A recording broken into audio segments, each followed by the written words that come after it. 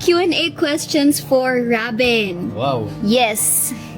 So, number 1. Ah. If you were to say just 3 words to me, what would it be? I like you. Sorry. Okay, nagulat ako doon. Okay.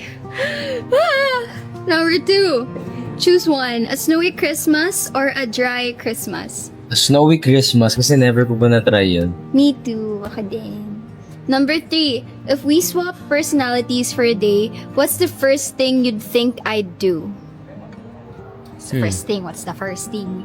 Ano nga ba? The first thing. Siguro, pinakauna mong gagawin, mungulit sa mga tao. Sobra, yung parang, kahit yung tahimik na tao, ginugulo mo. Hindi. Unang-unang kong gagawin na nakawin ko lahat ng hoodies mo. Lahat na? Lahat ng hoodies mo. Correct. Okay. Number 4. If I were a snack, what would I be? A snack. A snack? Your favorite, charot. Oo, magiging chocolate ka. Sa favorite ko yun, tapos super sweet mo pa sa akin.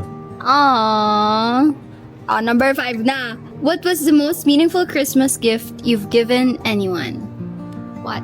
Wala pa eh. Parang wala pa ako nabibigyan ng Christmas gift. Ngayon taon pa lang na to kasi kinalakihan ko, wala naman po akong pambili ng kahit anong Christmas gift eh. Kasi wala po akong pera. Siguro sana po ngayon taon nabigyan ko ng meaningful na Christmas gift sa mami. Oh, that's so sweet. Iiyak ako. Lawa yan. Joke lang. Thank you for your questions po. Your answers. Thank you for your answers, Robin. Bye-bye.